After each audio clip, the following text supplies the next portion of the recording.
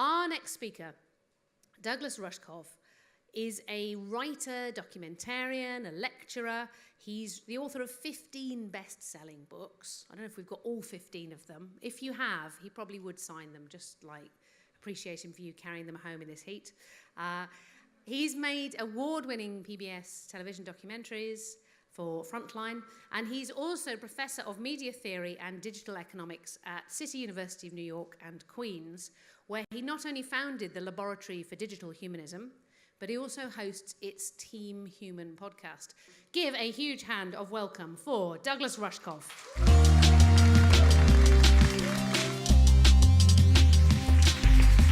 All right, 20 minutes, so I'll talk fast. It's all new material, so I've got notes. The first talk I was supposed to ever do about the future was at one of the very first South by Southwest events in the mid-90s. And I didn't want to speak about the future because I felt like the future had been, as a meme really, it had been co-opted by Wired magazine. So I ended up doing this talk called Why Futurists Suck, where I was arguing that futurism had become a form of propaganda. You know, when I was interested in the future, I was taking drugs, reading Reality Hackers and Mondo 2000, and going to raves, and realizing that the future was this thing that we were building in the present together. And it seemed like it had infinite possibility because of chaos math and new physics and computers and fantasy role-playing games and hypertext. Here we go. And instead, Wired magazine came along and said, oh, there's this tsunami coming. And if you don't basically read our magazine and hire our consultants, you are going to get swept away and run over by this thing. So the future became a space for from a place for creativity to a place for speculation. Right? Digital future became stock futures.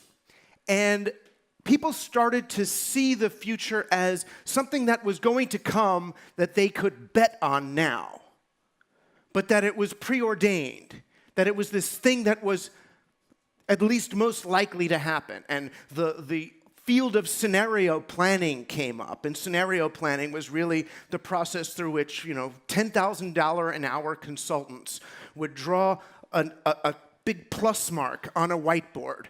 And they would have 4 quadrants. And the 4 quadrants almost always, it was 4 quadrants of the future based on 2-dimensional lines. And they would say, rich, poor, high-tech, low-tech. So you would get 4 quadrants, and you'd imagine these 4 futures. Rich and high-tech, rich and low-tech, poor and low-tech, poor and high-tech. Oh, and this one has wars, and that one has this problem, and this one. So that what the future became was a way for companies like Shell Oil to prepare for the inevitable outcome, for whatever was going to be that the smart people could tell them was going to happen. But the future was basically a way of picking which ticker symbols to bet on Wall Street. And just this year, I saw really the end stage of that kind of thinking. I was asked to do a talk again, the technology of the future, something like that. And it was this super high-paying talk. So I was like, okay, I'll do it, sure. I'll talk about the future and do my bring out the old why futurists suck stuff. And I wrote this nice talk and waited in the green room, and it turned out the green room was the room.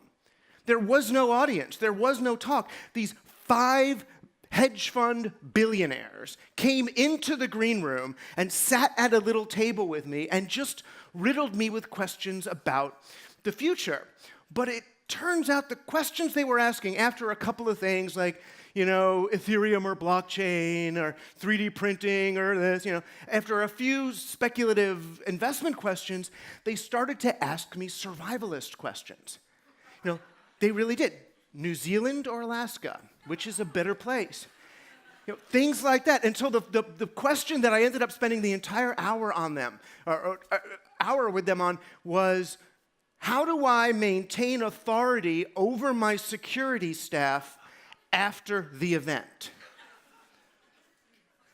You understand what they're thinking? Because their money's not going to be worth anything. All the motorcycle gangs are going to be coming to their compound and trying to break in. How do you maintain control over the security guards if you can't pay them? So what they were thinking was, oh, they would know the combination to the big vaults where the food is saved. It's like, that's really they're going to torture you. You know, what about when they're taking a hammer to your testicles? You're going to tell them the combination, right? Then they're going to kick you out of the place. So what they eventually came to was, let's use robots. That was the big question, could we train robots to be security guards in time to protect our compounds after the event? So what I tried to do was to explain to them that I feel like these wealthy people were using what I would call the insulation equation in order to manage their lives. They're thinking, how much money do I have to earn to insulate myself from the reality I am creating while I earn that money? And that rather than insulating themselves from the reality they're creating, what if they use their money and time and effort in companies to help create a reality that they don't need to insulate themselves from? They don't really have faith in that. They feel, these billionaires, I promise, they feel more powerless than everybody in this room. Unless there's some billionaires in this room, in which case you probably feel powerless. But it's okay. It's okay. You can join us. We don't feel powerless. We shouldn't feel powerless. What I realized about them and so many of us in the digital culture is that we've been trained to see humanity as the problem and technology as the solution. And my work, at least the next 2 decades left I have of being a vibrant person before I get quiet, is about changing that. Is about helping people see that humanity is not the problem. Humanity is the solution. But why does this happen? Why do we see people as the problem? Well, partly it is because of digital technology. Partly it's the way we now connect to so many other people. Whether you're using Skype or some high-definition video, whatever it is, you're not really connecting with that person the way you would in real life, face-to-face, eye-to-eye. You don't get the same social cues that we've evolved over 300,000 years to get. You can't establish rapport. Rapport happens because your breathing rates sync up, because you see the other person making micro nods, because you can see their pupils dilating as they're agreeing with you and making contact. You don't see that on Skype or Google Chat. You don't get that feedback. So there ends up being a disconnect between what the person's saying to you and what you're actually getting. Your mirror neurons are not firing. You're not getting the oxytocin.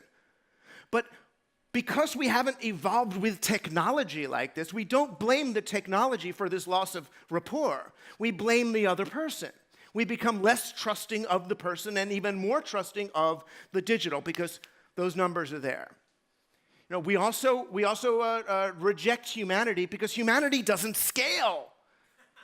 I mean, have you ever tried to start a digital business and they're like, well, wait a minute, you need graduate students to parse the data? Well, how do you get them out of the equation? Well, I can't. I actually need a couple of grad students. Well, if it doesn't scale, forget it.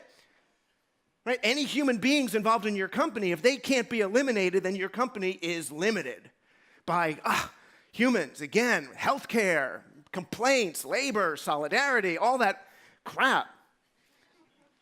There's also this sort of digital value system, which partly came out of, because it came out of California and the sort of Maslow's hierarchy of needs and self-actualization being at the top, which is insane. What is a self even to actualize? But that's another story. But this kind of Gnostic urge to use technology to get out of the body. If I could only get into a virtual reality where, you know, all those things I can't really do in real life, all my insecurities, they're all gone and I'm there. How do we get out? I remember some of the raves.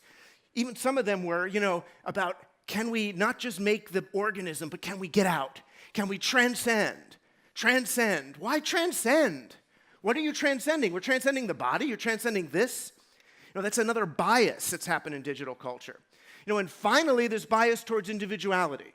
Whether it's life extension, people aren't talking about how do we extend the life of the species. It's how do I extend my life? What implants can I get? What nutrients can I get so I can keep going? When I put my consciousness on the silicon wafer, will my consciousness be continuous? Or will that be someone else? It's me, you know, me. And that individualism is ultimately is a vulnerability. Again, it's a hatred of all the others, of all the intimacy, of all the stuff that makes us human. So I do not believe the future is something that we arrive at. I don't see the future as a noun at all. I see the future as a verb. Right? The future is this thing that we're creating. Basically, I see almost every verb as the future. Any verb. I'm running, well, that's making a future. I'm thinking, that's making a future. The way we create the future, though, is together. You don't create the future individually. You can escape the future individually like our billionaires, but we create the future together. Right? Being human is a team sport. That's why I'm arguing, that's why I'm using this construction of team human. When you understand your humanity, you understand the team. If you're understanding your humanity as some individual thing, well, that flies in the face of evolution and biology. And I mean, evolution is not, even Darwin, if you really read the Darwin, it's not about survival of the fittest. Right? Evolution favors the social. It's the cattle that wanders off from the herd to express his individuality is the one that gets picked off. Trees, we know. Have you read The Secret Life of Trees? Or they communicate. The reason why trees on the side of the road die is because we've killed their network. Right? They can't communicate. They can't give each other the nutrients they need. They can't use, it's mushrooms under the ground that's serving as a distribution system for nutrients from trees that are getting sun to the ones that aren't, and then those ones lose their leaves, and then the evergreens then pass nutrients to them. It's a collective. And human beings are that also. And most of the things we create, whether it's language or writing or digital technology, we create in order to foster those connections, that interconnectivity. But for some reason, digital technology went from being a connector to being a divider. From being this thing that was going to wire up the human brain in a new Gaian. Remember the whole Gaian hypothesis? And that was what digital technology was going to be, was then the human brain, the global brain. But what happened is it succumbed to, or it succumbed? No. Sounds about right. It succumbed to the winner-takes-all ideology of digital capitalism. Right? Digital is not the problem, but digital plus capitalism is a problem. So when we accept capitalism as a pre-existing condition of the universe and somehow mistake nature for capitalism, which it's not, we end up with this digital society that's favoring individualism and encouraging escape. If we understand reality and humanity as a team, then we understand, oh my gosh, we're in one nervous system. You want to go down that rabbit hole, look up the word polyvagal or polyvagal in Google, and you'll go into, this is one nervous system. We are one thing. We are all connected. You don't need ESP or weirdness to see how there's one organism, there's one thing happening. But instead, we surrender to digital capitalism's understanding of human beings. So now we look at human beings in terms of metrics. What is their utility value? Even the blockchain, for all of its greatness, what is it really doing is it's transactionalizing everything. Let's get everything on the book, so every piece of value that I'm creating for you when I get out of bed and that piece of data could be used, which foot did he put down? Oh, let's make sure the stuff that we're actually transmitting back and forth to each other, the most valuable stuff is the stuff that we have no metrics for, that we can't make metrics. If you can make a metric for it, then sure. It can be automated. It can be robotized. If you can't make a metric for it, if it's that soft, squishy, weird, undefinable stuff that we're devaluing, that's the most valuable there is. That's the one thing that we know makes us different from the machines, from the markets. We've mistaken the map for the territory in this way, and anything we can't map, we think does not exist. So when we want to build this future on this map and move on to that map, and what are we leaving behind? We're leaving behind human real reality. I mean, systems thinking is a notch better, but it's still inputs and outputs. So we end up using technology to optimize human beings for the market. And then we understand, of course, that human beings are a problem because they don't fit. They're not fitting in that market. And we are not the problem. We are the actual solution. And when I talk to well-meaning green lefties about that, they go, oh, well, look what human beings have done to the planet. Oh my God, how we fucked it up. If the planet got rid of us, good riddance. But you know, the cool thing about humans is that we are conscious, and conscious in a different way than most other life. And yes, we do intervene. Human beings intervene. But if we intervene consciously, we can actually help make nature less cruel. Because we can see where it gets cruel, where it gets screwed up. We can actually do that. We can be stewards to nature. I mean, look at permaculture.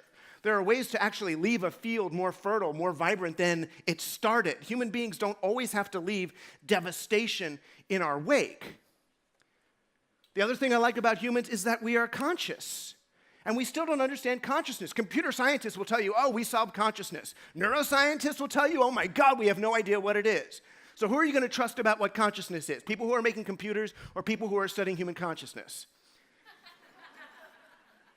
You know, we can fake it.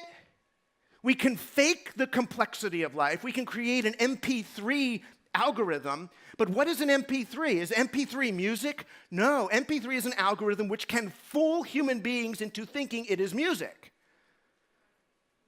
But it's not music. It's not affecting your body. It's not coming through. It's not music. It's something else. It's the idea of music. It's the representation of music. And it's kind of something, okay, yeah, and you can make arguments it's more accessible than an AAC file might be, because it uses us. I mean, gosh. Make some good Marxist argument for MP3, and I'll meet you in the back. And the other thing that's special about humans is that we can sustain ambiguity. We don't have to resolve something into a 1 or a 0, even fuzzy logic. So they can look at the voltage and say, oh, it's like 2/3 the way between 1 and 0, so we'll call it a 1. That's not fuzzy, that's reductive. Is it here or is it here? It's like a snap 2 grid of reality. What human beings do, the thing that's so special and weird and squishy, is we can behold ambiguity and stay with it and find that pleasurable. No, we don't. I don't know. I just don't know. That's awe. Right? That's not the uncanny valley. The uncanny valley is nausea. Awe is what you say. How does this happen? How did these people get in this room? How did this baby become alive? But I find when I'm with these, especially when I'm with billionaires, but in most digital businessy events I go to, in most places, I have to make the argument that human beings are not the problem. I have to make an argument for the sustenance of humanity into the next realm. You know, we've got zombie television shows which basically argue that human beings are no better than the zombies, right? They always look at a zombie on the horizon, and you know the person's thinking, what's the difference? I eat, he eats, I kill, he kills. The difference is he's a zombie. He's not looking at you, you're looking at him. That's the difference. You know, or Westworld. I mean, spoiler alert, IP danger, IP in danger if you haven't watched it. I mean, Westworld, what it's come down to is that humans are simpler than the robots. That's the big reveal. That turns out, oh, humans are just this tiny algorithm that you can throw into a book. And when robots are more complex. You know, this is a Ray Kurzweilian wet dream, right? That humans are only important insofar as we can keep the computers going that will house the next phase of human evolution. You know, and when I argue this against him on a panel, he said to me, oh, Rushkoff, you only say that because you're human. Right? Like it's hubris to argue for Team Human. And then I figured, you know, f that. I'll take Team Human. If I'm going to take a team, I mean, even it's better than right and left, right? Team Human. Right? So that's what I'm doing. I'm on Team Human. And what I'm trying to tell people is don't escape the future, right? Jump in. Do what they're saying here. Occupy the future. And that's a nice way. That's a nice way of saying it. But how do you occupy the future? You occupy the future right here, right now. Right? This is when the future is. You know, join us. The first step to occupy the future is to find the others. Find the others. First find the others that agree, and then find the real others and engage with them. Because they're not really other. They're just us thinking some weird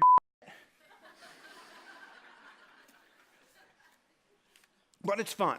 It's fun. Being human, as you guys know, being human is a fun, strange, wonderful thing. So join me, join Team Human. I'm available, you're available. Let's make this future something we can enjoy. All right, thanks a lot.